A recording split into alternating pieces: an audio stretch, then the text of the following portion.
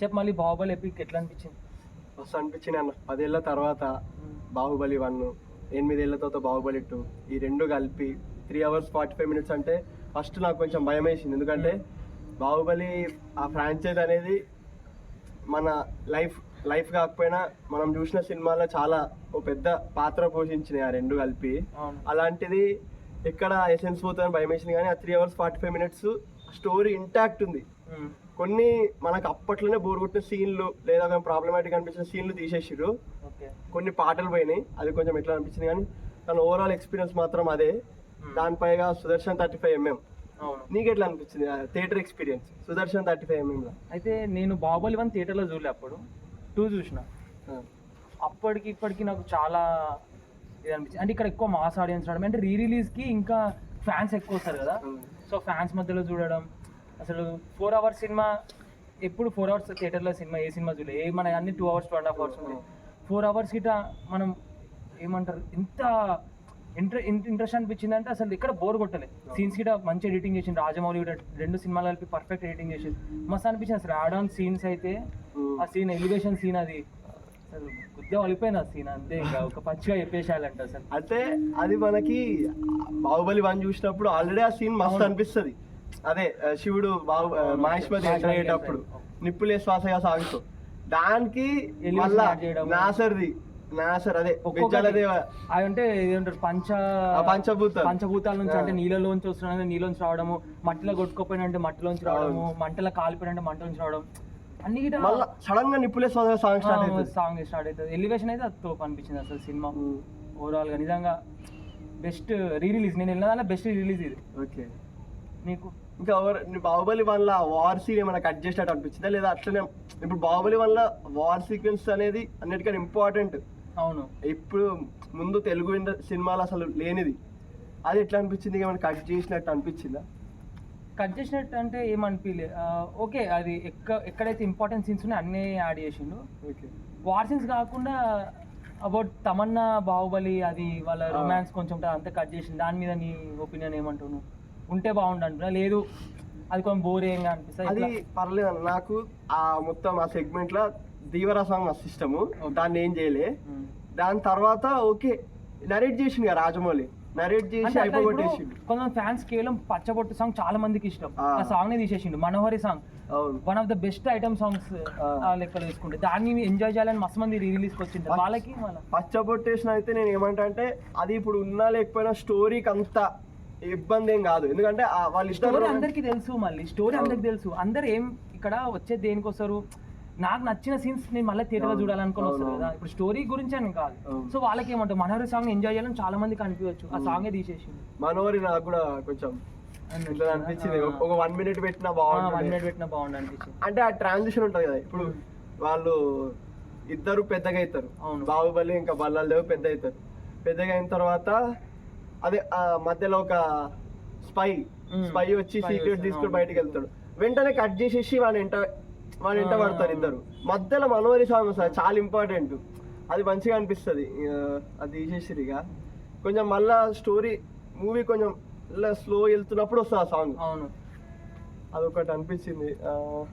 ఇంకా సెకండ్ పార్ట్కి వస్తే బాహుబలి 2 అనుష్క ప్రభాస్ వాళ్ళది అది కూడా దానికన్నా ముందు ఇంటర్వెల్ నాకు ఆ స్లోగన్ నచ్చింది. అదే కట్టపో బాబు నేను చంపుతాడు కదా, you don't have to wait 2 years to know అని అంటాడు, అదొకటి నచ్చుతుంది. దాని తర్వాత బాహుబలి 2 ఇంకా స్టార్ట్ అవుతుంది. ఏంటి నుండి సేమ్ సావరే బాహుబలి సాంగ్ నుండి స్టార్ట్ అయింది. ఆ సాంగ్ తీసేయలేడు, అంటే అది ఇంకా అమరేంద్ర బాహుబలి క్యారెక్టర్ కి ఇంట్రొడక్షన్ సాంగ్. సో అది పెట్టిరు మంచిది. రాజమాత శివగామి అది కూడా ఇంపార్టెంట్ సీన్. అదే నీకు ఆ స్టార్టింగ్ ఆ కుట్ర చూపిస్తుంది. ఆ కుట్ర ఎప్పటి నుండి వీళ్ళు ప్లాన్ చేసిర్రు, ఎవరు బిజ్జల్ దేవ్ ఆలోచన ఎప్పుడు వచ్చింది వాళ్ళ మైండ్ కి. ముందు కూడా వాళ్ళు ఈవిల్ క్యారెక్టర్సే, కానీ అంత దిగజారిపోయారు. అంటే సొంత భార్యను చంపుకుందామని బిజ్జలదేవా. సో అదే ఇదే పాయింట్కి వస్తున్నా నేను. 10 ఏళ్ళ ముందు చూసినప్పుడు ఇప్పటికి నీ అండర్స్టాండింగ్ ఏం మారింది సినిమాని? అప్పుడు నువ్వు ఎట్లా చూసినావు, ఇప్పుడు ఎట్లా చూసినావు? అదే చెప్తున్నా, one of the most beautiful things అదే. అసలు ఏం మారలే, అంటే ప్రతి ఏజ్ గ్రూప్ అట్లనే తాకుతుంది ఆ సినిమాని, అర్థమైంది.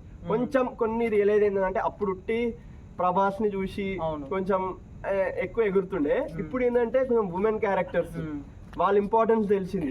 రమ్యకృష్ణ పర్ఫార్మెన్సెస్ నాకు ఇప్పుడు ఈ బాబుల చెప్పి అదే ఎక్కువ నచ్చింది. నాకు శివగామి పర్ఫార్మెన్స్ అన్నిటికన్నా బెస్ట్ పర్ఫార్మెన్స్ అనిపించింది మొత్తం ఓవరాల్ రెండు కలిపి చూస్తే. లాస్ట్ నాకు రానది గిట అప్పుడు రానకు అంత కనెక్ట్ కాలేము కానీ ఇప్పుడు రాన గిట కనెక్ట్ అయితే నిజంగా మంచి అనిపించింది. మళ్ళా ముందు అంత అప్రిషియేట్ చేయలే కదా మనం ఆయన యాక్టింగ్ కూడా.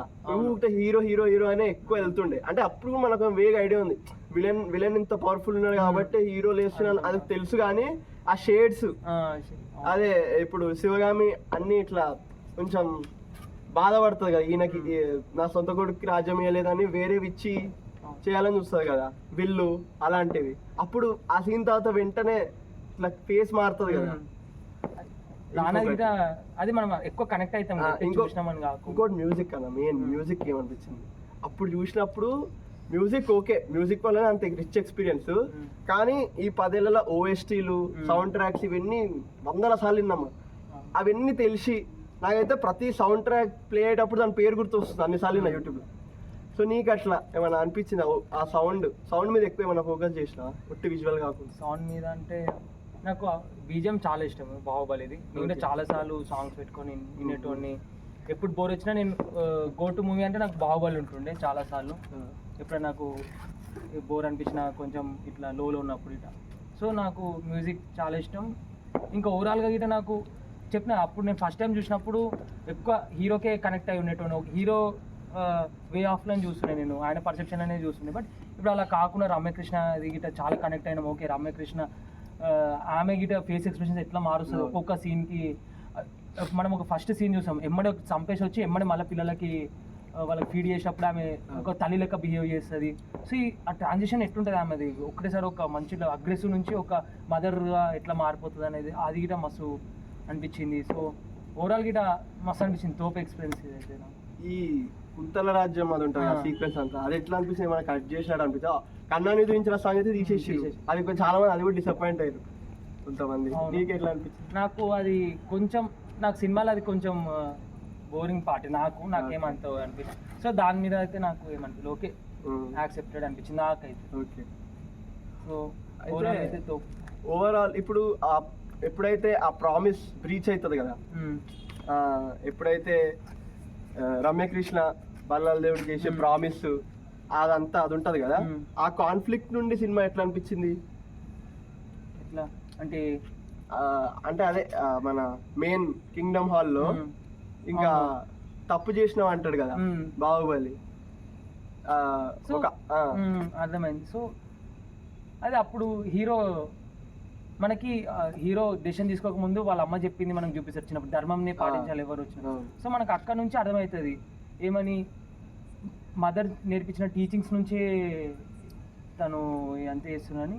అక్కడ నుంచి సినిమా వేరే లెవెల్ వెళ్ళిపోతుంది. అది ఇప్పుడు ఆ వాల్యూస్ ఏవైతే ఉన్నాయో అమరేంద్ర బాహుబలికి ఉన్న వాల్యూస్ అవి నీకు చిన్నప్పుడు అట్లనే ఎక్కినాయి? అంటే చిన్నప్పుడు అంటే అదే 10 ఏళ్ల క్రితం ఫస్ట్ టైం చూసినప్పుడు ఇప్పుడు అదే సేమ్ అనిపించింది అంటే ఫీలింగ్?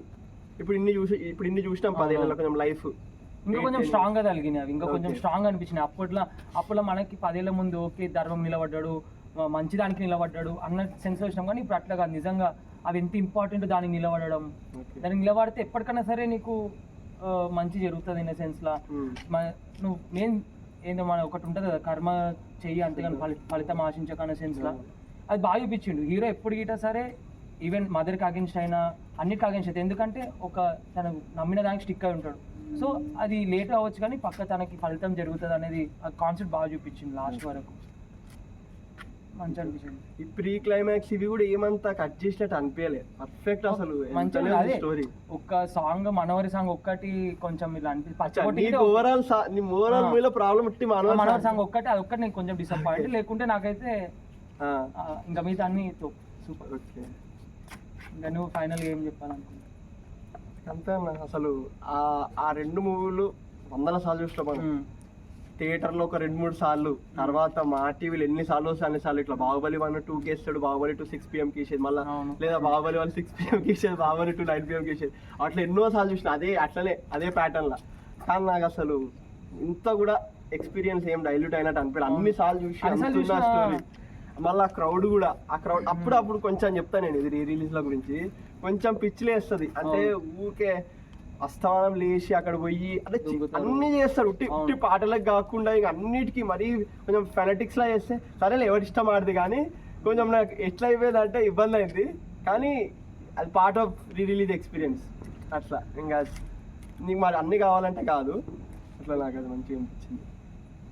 ఓకే ఇంకా అంతే చాలు, ఇంకా ఇప్పటికే లెంత్ అయితే ఎంత అయింది మస్తు అయింది.